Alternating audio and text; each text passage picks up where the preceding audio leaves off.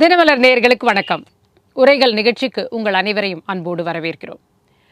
Kovai Madurai metro rail திட்டங்களை நிராகரித்திருக்கிறது, திருப்பி அனுப்பியிருக்கிறது மத்திய அரசு அப்படின்னுட்டு நேற்றையிலிருந்து செய்தி அதை முதல்வரும் அது தொடர்பாக ஒரு ட்வீட் பண்ணியிருக்காரு.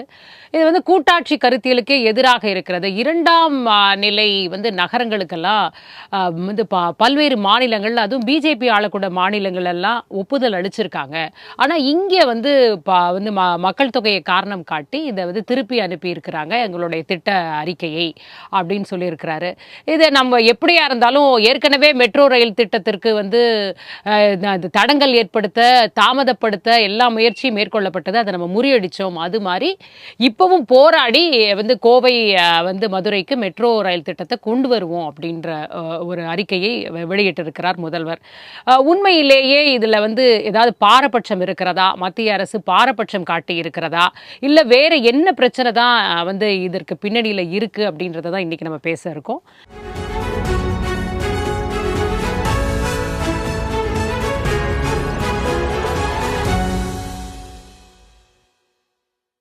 நம்மோடு இணையம் வழியாக 2 கருத்துரையாளர்கள் இணைஞ்சிருக்கிறாங்க. முதலாவதாக அரசியல் விமர்சகர் திரு வாசுதேவன் அவர்கள். வணக்கம் சார். வணக்கம். மற்றும் சதா நாடார் சான்றோர் மக்கள் கழகத்திலிருந்து திரு சதா நாடார் அவர்கள் நம்மோடு இணைஞ்சிருக்காங்க. வணக்கம் சார். சதா சார், உங்ககிட்ட இருந்து தான் ஆரம்பிக்கலான்ட்டு என்ன, அதாவது இதற்கு ஒரு அறிக்கையை சரியா தயார் பண்ணலை அப்படின்றது ஒரு பின்னணியாக இருக்கிறது. இந்த மெட்ரோ ரயில் திட்டத்திற்கு கோவை மதுரைக்கு அதை வெளியில சொல்லாம மத்திய அரசு நிராகரிச்சிடுச்சுன்ற விஷயத்தை மட்டும் வெளியில சொல்றதற்கு உண்மையிலே அரசியல் உள்நோக்கம் தானே காரணமா இருக்க முடியும். இப்ப பாத்தீங்கன்னா பிஜேபி அரசு எங்கெல்லாம் ஆள்கிறதோ, இப்ப ஆக்ரா, நாக்பூர், பூனே, கான்பூர் அந்த பகுதிகளை மெட்ரோ அரசு மெட்ரோக்கு மத்திய அரசு அனுமதி தருது.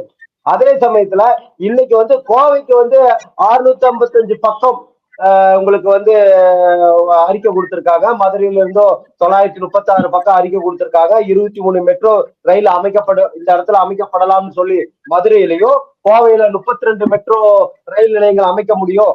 மதுரையில் இப்படி அனைத்து இடத்துலயுமே கோவைக்கும் தனியாகவும் மதுரைக்கு தனியாகவும் அறிக்கை சமர்ப்பிக்கப்பட்டது. அது மெட்ரோ அதிகாரிகள் இந்த வேலைகள்லாம் செஞ்சு எல்லாம் சரியான முறையில தமிழக அரசு கிட்ட கொடுக்குறாங்க. தமிழக அரசு மத்திய அரசாங்கத்துக்கிட்ட அனுமதி கோருது. அப்படி இருக்கும்போது மதுரைக்கு 11,360 கோடி ஒதுக்கப்பட்டதும், கோவைக்கு 10,740 கோடி மெட்ரோ ரயில் அமைக்கப்படும் சொல்லி அந்த அறிக்கையில சமர்ப்பிக்கப்பட்டது. மொத்தம் மதுரை, கோயம்புத்தூர் மட்டும் இல்ல, திருநெல்வேலி, கோயம்புத்தூர், திருச்சி எல்லா இடத்துலயுமே ஆய்வு மேற்கொண்டாங்க. அதுல நெல்லை மாவட்டம் நிராகரிக்கப்பட்டது. அதுக்கு அப்புறம் தான் கோவைக்கு மதுரைக்கு அப்ரூவல் கேட்டு இன்னைக்கு மத்திய அரசாங்கத்திட்ட நிக்கிறாங்க. உங்களுக்கு பிஜேபி அரசு தமிழகத்துக்கு எந்த இழப்பீடும் இப்ப ஒண்ணும் இல்ல. ஒரு மழையினால டெல்டா மாவட்டங்கள் பாதிக்கப்படுது. அப்ப இந்த மத்திய அரசாங்கத்தோட நிதி கொடுக்குறாங்களா? கிடையாது. அது பண்றது இல்ல. அதே சமயத்துல அதே போலதான் பாரபட்சம் பாக்குறாங்க.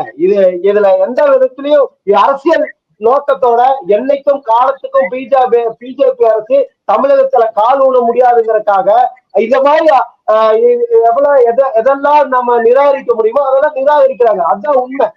இது அரசியல் காழ்ப்புணர்ச்சியில தான் நடக்கிற விஷயம்னு நான் சொல்றேன். வாசுதேவன் சார், எதற்காக அரசியல் காழ்ப்புணர்ச்சியோடு மத்திய அரசு செயல்படுகிறது ஒரு மெட்ரோ ரயில் திட்டத்தை அப்படின்னு வரும்போது? ஏன்னா பல நகரங்கள் நம்ம பார்க்கிறோம். ஆக்ராவாகட்டும், குருகிராம் ஆகட்டும், மீரட் ஆகட்டும், அங்கெல்லாம் கூட பாப்புலேஷன் 20 லட்சம்லாம் இல்லையே சார். 20 லட்சத்துக்கு குறைவான ஒரு மக்கள் தொகை கொண்ட இடமா தான் அதெல்லாம் இருக்கு. அங்கெல்லாம் மெட்ரோ ரயில் திட்டத்திற்கு ஒப்புதல் அளிக்கப்படுகிறது. ஆனா கோவை, மதுரையில அதை காரணம் காட்டி திருப்பி அனுப்பப்படுகிறது இந்த திட்ட அறிக்கை. அப்ப இது பாரபட்சம்னு தானே நம்ம பார்க்க வேண்டியிருக்கு.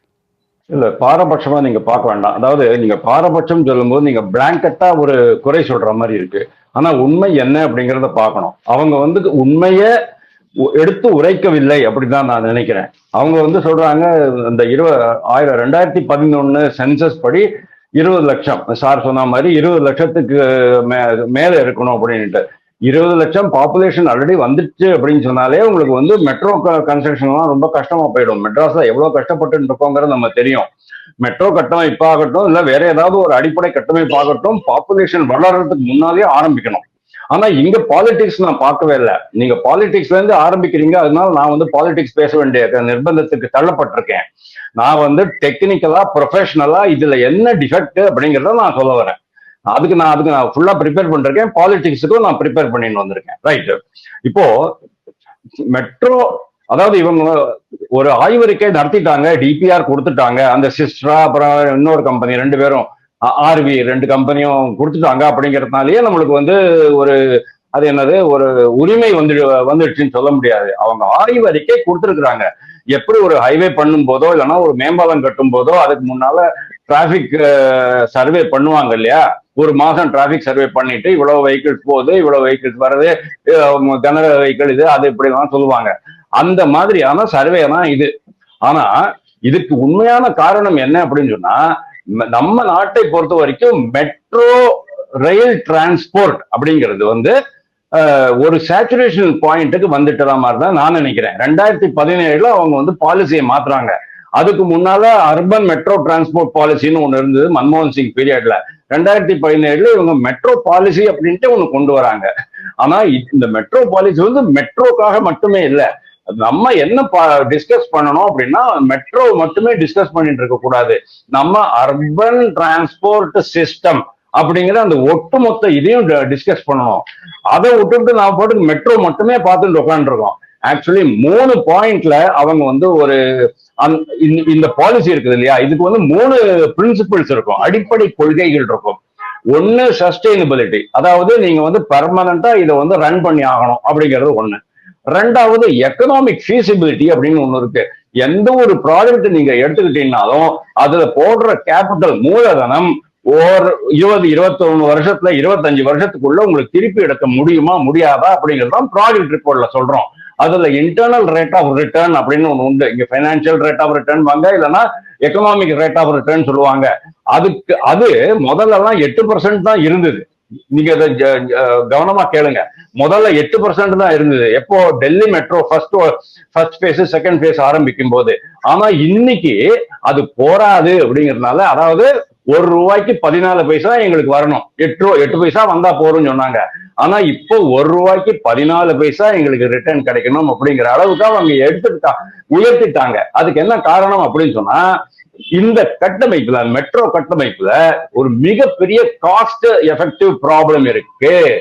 அதாவது காஸ்ட் ஒண்ணு மூலதனம், அதாவது முதலீடு மூலதனம், அதுக்கப்புறமா ரெக்கரிங் எக்ஸ்பெண்டிச்சர் இன்னைக்கு எப்படி இருக்கு அப்படின்னு சொன்னா, உங்களுடைய டிக்கெட் ரெவென்யூ இருக்கு இல்லையா, டிக்கெட் ரெவென்யூ இருக்கு, அட்வர்டைஸ்மெண்ட் ரெவென்யூ இருக்கு. இதை தவிர வேற எதுவுமே கிடையாது அவங்களுக்கு. இந்த 2 ரெவென்யூவுமே அவங்களுக்கு அது போற மாட்டேங்கிறது. இன்னைக்கு 23 நகரங்கள்ல 1000 கிலோமீட்டருக்கு மேல நம்மளுக்கு 1018 கிலோமீட்டருக்கு நம்ம மெட்ரோ ரயிலுக்கு போயிட்டு இருக்குது.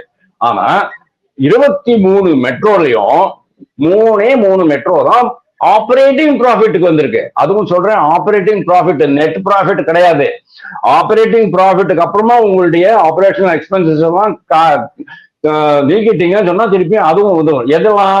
மும்பை மெட்ரோ, 2வது டெல்லி மெட்ரோ, 3வது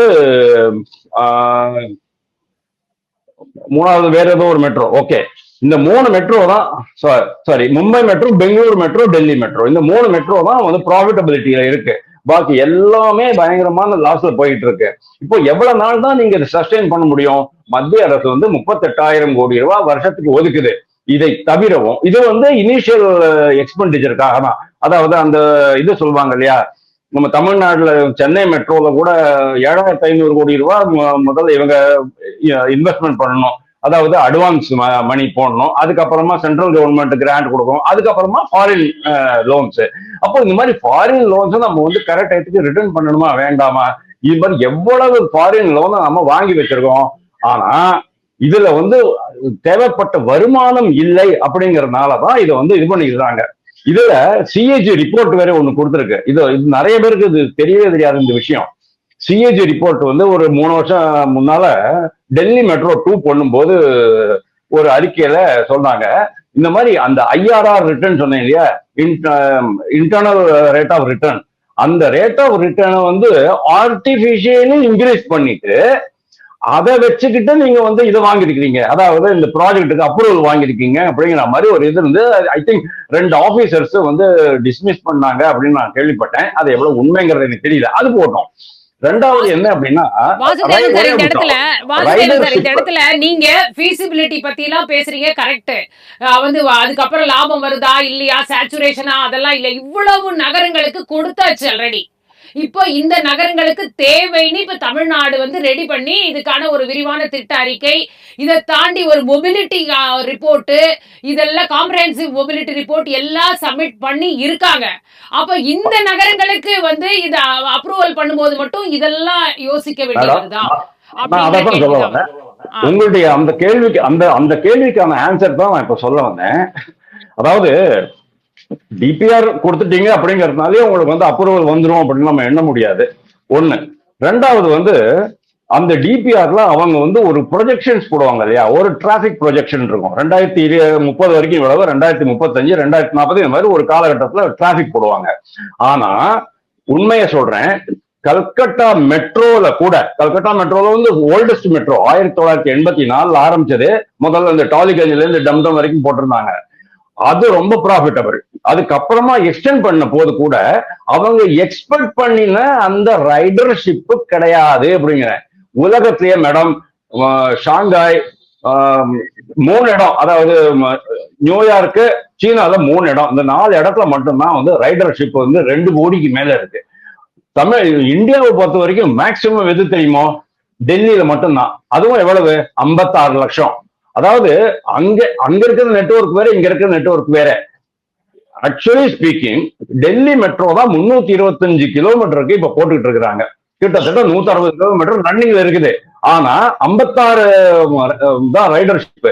ஆனா இதுல சிஏஜி ரிப்போர்ட்ல என்ன சொல்றாங்க அப்படின்னா, நீங்க எக்ஸ்பெக்ட் பண்ணின அளவுக்கு டிராபிக் வளரல. நீங்க எக்ஸ்பெக்ட் பண்ண, இப்போ சென்னை மெட்ரோல கூட மேடம் முதல்ல வந்து 8 லட்சம் பேர் பர் டே போவாங்க அப்படின்னாங்க. 3,25,000 பேர் தான் ஆரம்பத்துல இருந்தது. இன்னைக்கு சென்னை மெட்ரோல 7 லட்சம் பேர் இருக்காங்க. எவ்வளவு நாளைக்கு அப்புறமா, கிட்டத்தட்ட ஒரு 10 வருஷத்துக்கு அப்புறமா உங்களுக்கு வந்து 8 லட்சம் இப்பதான் நம்ம ரீச் பண்ணிருக்கோம். ஜெய்ப்பூர் மெட்ரோ, ஜெய்ப்பூர் என்ன பொறுத்த வரைக்கும் ஜெய்ப்பூருக்கு மெட்ரோ தேவையே கிடையாது. சொல்றீங்களா சார்?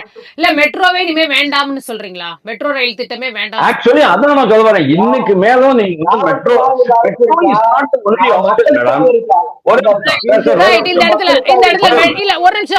மெட்ரோ ரயில் திட்டம் வேண்டாம்னு சொல்றீங்க.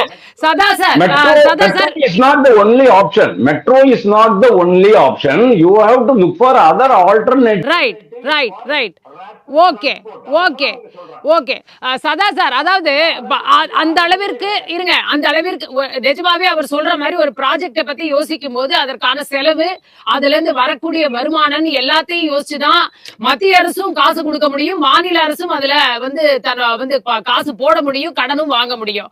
இப்ப இதற்கான ஒரு சரியாவே இல்ல. இந்த ரிப்போர்ட்ல வந்து அது கிடைக்கல அவங்களுக்கு. அந்த ரிப்போர்ட்டை அவங்க படிச்சு பார்க்கும் பொழுது இது எக்கனாமிக்கலி, இது வந்து ஒரு பொருளாதார ரீதியாக, வருமான ரீதியாக இது வந்து சரியாக இருக்க முடியாதுன்றத முடிவுக்கு அங்க வராங்க மெட்ரோ ரயில் நிர்வாகம். அதனால இத திருப்பி அனுப்புறாங்க.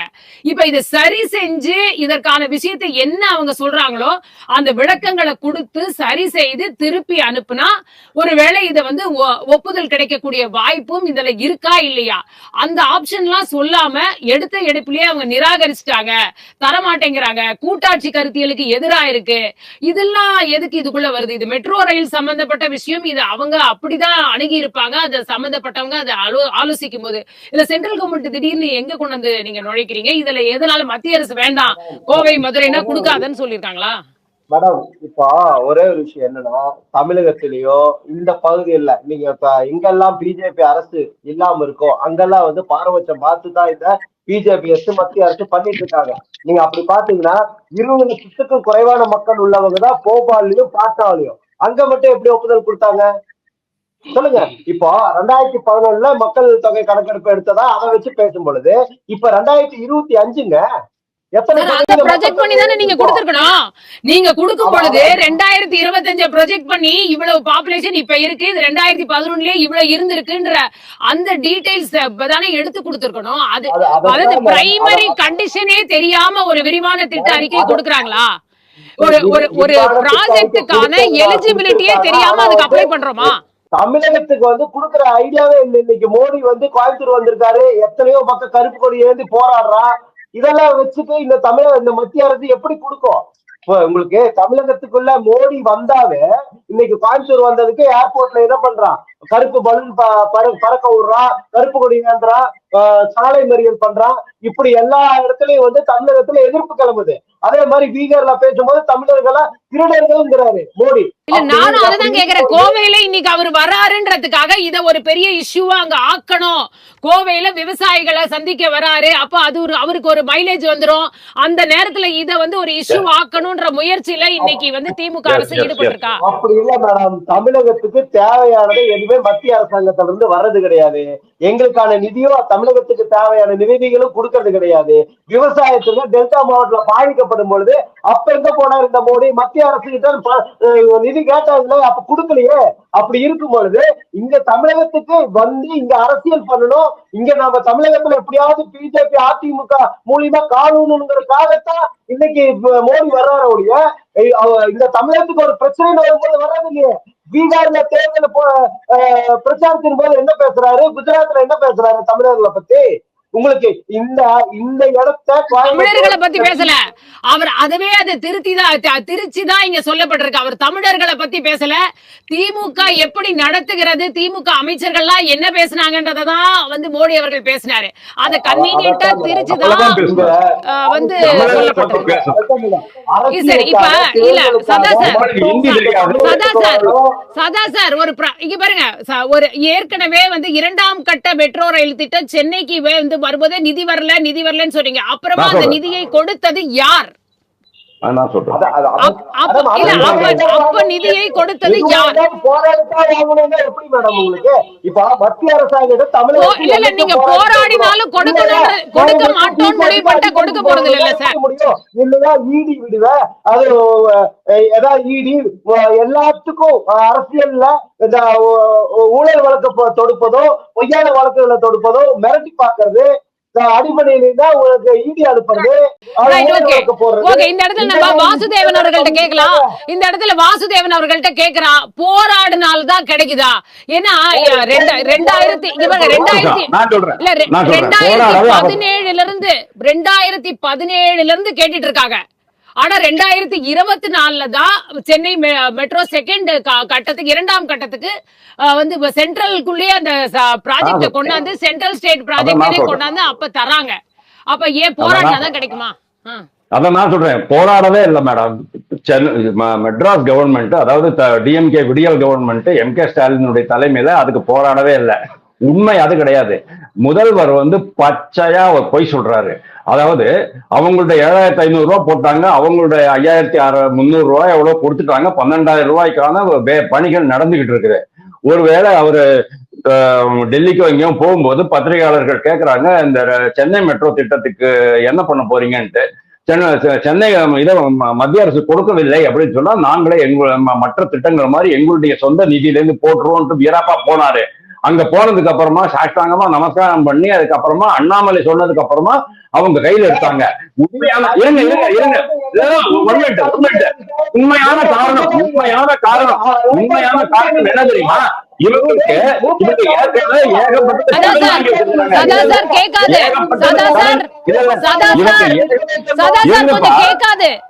ஒரு நிமிஷம் நான் உங்களுக்கு, நீங்க வரும்போது சொல்லுங்க. கேட்காது, 2 பேரும் முடிச்சிடுறேன். இவங்க ஏகப்பட்ட கடன் வாங்கி வச்சிருந்தாங்க. 3.5% ஆஃப் த ஜிடிபிக்கு மேல போய்கிட்டு இருக்குது. இவங்களுக்கு கடன் வாங்க முடியாது. நிர்மலா சீதாராமன் சொன்னாங்க, நான் ஆல்ரெடி டைப் பண்ணி வச்சிருக்கேன்ப்பா, அந்த பேங்க் இந்த பேங்க் ஜப்பான்ல அங்க இங்கன்னுட்டு. ஆனா இவங்களுக்கு கையில, ஏன்னா இவங்களுக்கு வந்து ஏற்கனவே கடன் மூழ்கிக்கிட்டு இருக்கு. இதுக்கு மேல கடன் வாங்க முடியாதுங்கிற அந்த உண்மையை வந்து முதல்வர் மறைக்கிறார்.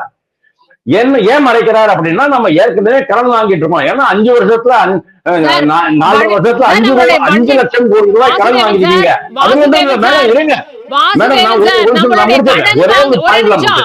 நம்மளுடைய கடன் வாங்குறது வந்து லிமிட்டுக்குள்ளதான் நம்ம இருக்கோம். நமக்கு என்ன நிர்ணயிக்கப்பட்டிருக்கிறதோ அந்த லிமிட்டுக்குள்ள. அதாவது லிமிட்டுக்குள்ள இருந்தீங்கன்னு சொன்னாலும் இப்போ நீங்க இந்த 43,000 ரூபாய் கடனை நீங்க வாங்க முடியாத காரணமே நீங்க ஆல்ரெடி அந்த லிமிட் ரீச் பண்ணிட்டீங்க, சீலிங்க ரீச் பண்ணிட்டீங்க. ஒண்ணு. ரெண்டாவது, நீங்க போராட அவசியமே கிடையாது. அவங்க என்ன சொன்னாங்க, இந்துஸ்தான் டாக்யார்டு, மெஸ்கான் டாக்யார்டு லிமிடெட் 2 கம்பெனியும் நீங்க வந்து 15,000 கோடி ரூபாய் போடுங்கப்பா, தூத்துக்குடி பக்கத்துல துறைமுகத்துல பக்கத்துல ஒரு கப்பல் கட்டு தொழில் ஆரம்பிங்கன்னாரு. உடனே இவங்க என்ன பண்ணாங்க, உடனே போய் போஸ்டர் ஒட்டிட்டாங்க, ஸ்டிக்கர் ஒட்டிட்டாங்க. ஆஹா, எங்களுடைய இதுல மாண்புமிகு மு.க. ஸ்டாலின் நல்லாட்சியில 15,000 கோடி ரூபாய் கப்பல் கட்டும் தொழில் வரப்போகுது அப்படின்னாங்க. அதே மாதிரி மென்பொருள் டெவலப்மெண்ட், அதாவது சாப்ட்வேர் டெவலப்மெண்ட் பாலிசி பிரகாரம் 7 நிறுவனங்களுக்கு அவங்க அனுமதி கொடுக்குறாங்க. அதுல 2 நிறுவனம் தமிழ்நாட்டு நிறுவனம்.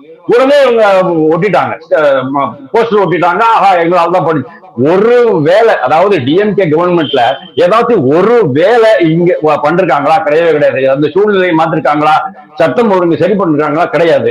ஆனா கரெக்டா போயிட்டு ஸ்டிக்கர் ஒட்டிடுவாங்க. தமிழ்நாட்டுக்கு ஒண்ணுமே பண்ணல அப்படிங்கிறீங்களே.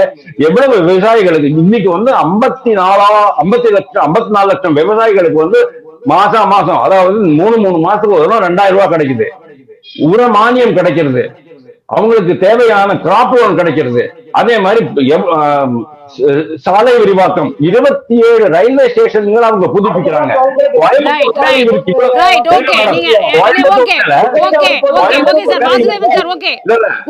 கோயம்புத்தூர் மேல இவருக்கு இவ்வளவு அக்கறை இருக்குது அப்படின்னு சொன்னா, கோயம்புத்தூர் ரயில்வே ஸ்டேஷன் எப்படி வச்சுட்டு இருக்காங்க பாருங்க. கோயம்புத்தூர் ஏர்போர்ட்டுக்கு இன்னைக்கு வரைக்கும் கோயம்புத்தூர் ஏர்போர்ட்டுக்கு நிலம் கையகப்படுத்தவே இல்லை. இந்த மாதிரி கண்டிஷன்ல ஏன் இது Bengaluru to Poonamallee, Chennai to Poonamallee highway நீங்க பாருங்க, இன்னைக்கு வரைக்கும் அந்த நில கையகப்படுத்துறது முடியல. அஸ்வினி வைஷ்ணவ் சொல்றாரு, நிதின் கட்கரி 23 முறை முதல்வருக்கு கடிதம் எழுதி இருக்கிறாரு, ஆனாலும் அவங்க பண்ணல. இதுதான் அவங்களுடைய ஆட்சியினுடைய லட்சணம். அப்படி இருக்கும்போது நீங்க எப்படி நம்ம மத்திய அரசை குறை சொல்ல முடியும்? அதுக்குதான் வந்து உயர்நீதிமன்றமே கேக்குது, எப்ப பார்த்தாலும் நீங்க வந்து மத்திய அரசு தான் பழி போடுவீங்களா, நீங்க எப்ப பொறுப்பெடுக்க போறீங்கன்னு கேக்குறாங்க. ரைட் ஓகே சதா சார், நீங்க என்ன சொல்ல வந்தீங்களோ அதை சொல்லிட்டு நம்ம ஆரம்பிக்கலாம். சொல்லுங்க மேடம். இப்போ வந்து பாத்தீங்கன்னா, உங்களுக்கு கடந்த ஆட்சி அதிமுக ஆட்சியில் இருக்கும் பொழுது, அவங்க ஆட்சி முடிந்து போகும் பொழுது நம்ம தமிழகத்துல நிதி கிடையாது. அப்படி இருக்கும்போது இப்ப எத்தனையோ நலத்திட்ட உதவிகள் இப்ப பண்ணிட்டு இருக்காங்க. மாதம் 1000 ரூபாயா இருக்கட்டும், முதியோர் உதவித்தொகையா இருக்கட்டும், எல்லா விஷயத்திலும் வந்து தமிழக அரசு வந்து எல்லா நலத்திட்ட உதவிகளையும் நிறைவேற்றிட்டு வர்றாங்க. என்ன வாக்குறுதி கொடுத்தாங்களோ நிறைவேற்றிட்டு வர்றாங்க. அதோட இந்த கடனை பத்தி சொன்னார், அதோட லிமிட்ல தான் இந்த தமிழக அரசு இருக்கு. இப்போ இப்படி இருக்கும் பொழுது ஒண்ணு இல்ல, இந்த அறிக்கை கொடுத்தாங்க இல்லையா, அந்த அறிக்கையில எப்பவுமே வந்து 2011 கால்குலேட் பண்ணி மக்கள் கணக்கெடுப்பு எவ்வளவு இருக்கோ, இந்த 2025 வரைக்கும் எவ்வளவு இருக்கு ஒரு கால்குலேட் பண்ணி தான் கொடுத்திருக்காங்க. ஆனா மத்திய அரசு வந்து 2011 எவ்வளவு இருக்கு, கோவையில 15,84,000 பேரும், மதுரையில வந்து 14,70,000 பேர் இருப்பதாக அதைத்தான் கணக்கில் எடுத்து அவங்க நிராகரிச்சிருக்காங்க. புள்ளி விவரங்களை தான் அவங்க எடுத்துக்க முடியும். நீங்க என்ன கொடுக்குறீங்களோ அதை பேஸ் பண்ணி தான் அவங்க எடுக்க முடியும். அவங்க கால்குலேஷன் எப்படி பண்ணுவாங்க? இங்க பாருங்க, அவங்க ஒரு நம்ம இங்க வந்து மெட்ரோ, சென்னை மெட்ரோ வந்து அவங்க ஒரு கால்குலேட் பண்ணி தமிழக அரசு கொடுக்குறாங்க. அதுக்கு சரியான முறையில 20 லட்சத்துக்கு மேல இருக்கிற மாதிரி தான் அவங்க அறிக்கையே இருக்கு. ஆனா வந்து இன்னைக்கு பாட்னா போபால எங்கெங்க போச்சு, அங்கெல்லாம் வந்து மக்கள் தொகையா இல்லையே. அங்க மட்டும் எப்படி அந்த லாபத்துல ஓடுதா மெட்ரோ? நான் கேக்குறேன், அங்கெல்லாம் லாபத்துல ஓடிட்டு இருக்கா? இவர் சொல்ற மாதிரி பார்த்தா அவங்க ஆட்சி எங்க இருக்கும், அங்கெல்லாம் மெட்ரோ வந்து அனுமதி கொடுக்குறாங்க, ஒப்புதல் கொடுக்குறாங்க. அங்க மட்டும் உங்களுக்கு வந்து லாபம் கிடைச்சிருமா? இப்ப கோவை மக்களோ மதுரை மக்களோ இன்னைக்கு வந்து நான் என்ன சொல்றேன்னா, மக்களுக்கான நலத்துக்காகத்தான் யோசிக்கணும். மத்திய அரசா இருக்கட்டும், அது மாநில அரசா இருக்கட்டும். நீ லாபம் எவ்வளவு சம்பாதிக்கலாம், இதுல எவ்வளவு லாபம் வருதா? இப்ப போக்குவரத்து எப்படி இருக்கு மாநில அரசு? இன்னைக்கு பெண்களுக்கு எல்லாத்துக்கும் இலவசம். விளையாட்டு போட்டிகள் எல்லாம் இங்க நடத்துறதுக்கு போய் பேசி வாங்கிட்டு வந்து இங்க நடத்தி நாங்க பாருங்க நடத்தி காட்டிட்டோம்னு சொல்லுது திமுக அரசு. அப்படி இருக்கும்போது இப்ப மெட்ரோ ரயில் திட்டம் வேணும்னா அதை நீட்டா போய் பேசி என்ன பிரச்சனை இருக்கோ, அதுல என்னென்ன திட்ட அறிக்கையில பிளாஸ் இருக்கோ அதெல்லாம் சரி பண்ணி வாங்கலாம்ல. 39 MP எதுக்காக சார் அனுப்பி இருக்காங்க தமிழக மக்கள்? எல்லாத்துக்கும் மத்திய அரசு நோக்கி கை காட்டுறதுக்கு அனுப்பிச்சிருக்காங்களா? சொல்லுறேன் கேளுங்க மேடம். எல்லாமே போராடி உங்களுக்கு நீங்க வந்து நீங்க எம்பிக்கள் அனைவருமே போராடிட்டு ஆர்ப்பாட்டத்தில் ஈடுபடுற அளவுக்கு தான் அந்த நம்ம எம்பிக்களை வச்சிருக்காங்க. ஆர்ப்பாட்டமே பண்ண வேண்டாம் சார், போய் பேசணும் சார். ஆர்ப்பாட்டம் எதுக்கு பண்றீங்க? பேசணும். ஆனா நீங்க வெறும் ஆர்ப்பாட்டம் மட்டும் பண்றீங்க, அதுதான் பிரச்சனை. இந்த பிஜேபி அரசு என்னைக்கும் வந்து தமிழகத்தை வந்து என்னைக்கும் பாரபட்சமா பார்த்துட்டு எதிரியா பார்த்துட்டு தான் இருக்கு. இப்படியே சொல்லி இதை சொல்லியே எல்லா தவறுகளிலும் தப்பிக்க பாக்குதா திமுக அரசு? எல்லா தவறுலையும் தப்பிக்க பாக்குதா? இன்னும் 2 மாசத்துல அரசியல் தேர்தல் வரப்போகுது. அந்த தேர்தலை பயன்படுத்துறதுக்காக மோடி இன்னைக்கு இங்க வந்திருக்காரு. எப்படியாவது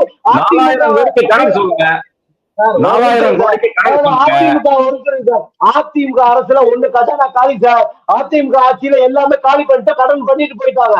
அதுல இருந்து மீண்டு வரச்சா 3 வருஷம் ஆகுது. அதெல்லாம் நாங்க சரி பண்ணிடுவோம்னு சொல்லிட்டு தானே வந்தீங்க. அதெல்லாம் சரி பண்ணிடுவோம்னு சொல்லிட்டு தானே வந்தீங்க சார். முடியும் அதெல்லாம் சரி பண்ணிடுவோம்னு சொல்லிட்டு தானே வந்தாங்க. தமிழகத்துல மட்டும் அப்படி பார்த்தா ஆந்திரா எல்லா பக்கம் எல்லாத்தையும் விட சுங்கச்சாவடி அதிகமா எங்க இருக்குன்னா தமிழகத்துல.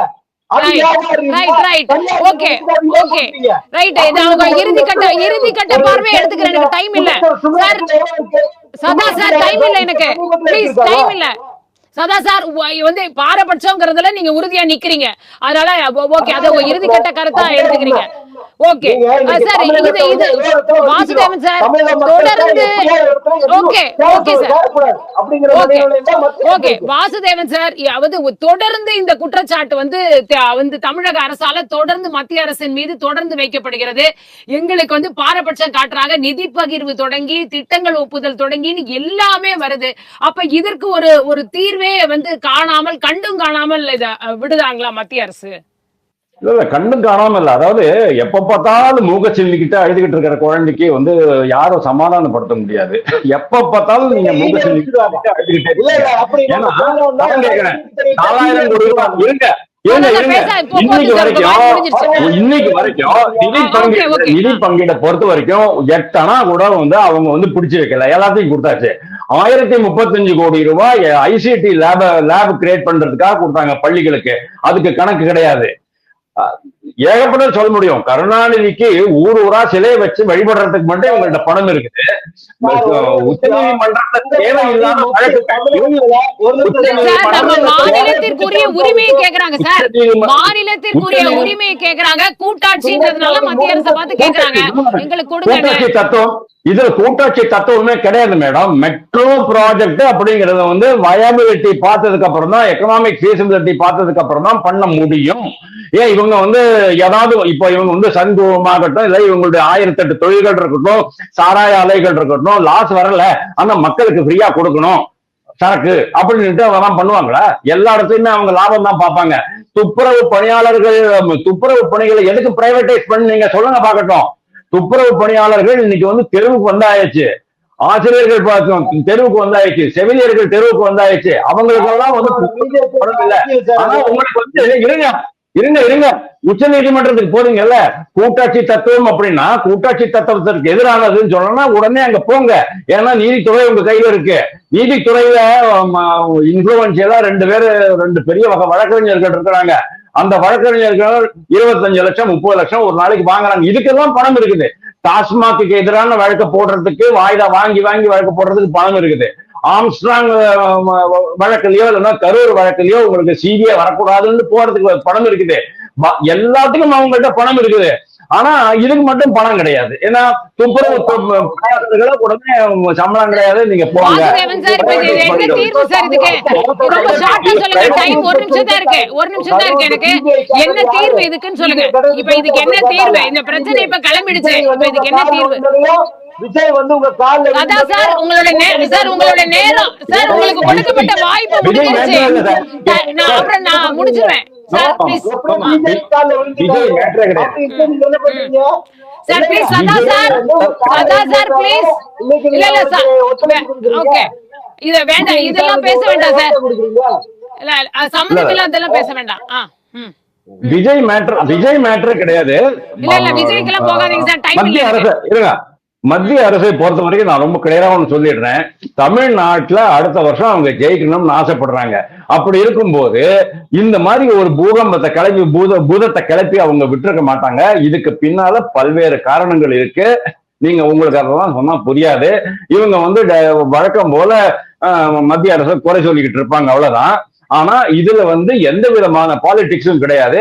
மத்திய அரசு தமிழர்களையும் தமிழ்நாட்டையும் கைவிடாது. ஏன்னா நாளைக்கு டிஎம்கே கவர்மெண்ட் வீட்டுக்கு அனுப்பிச்சு அவங்க ஆட்சியில் அமர போறாங்க. Right right. கருத்துக்களுக்கு உங்கள் இருவருக்குமே நன்றி. Right, okay. கருத்துக்களுக்கு உங்கள் இருவருக்குமே நன்றி.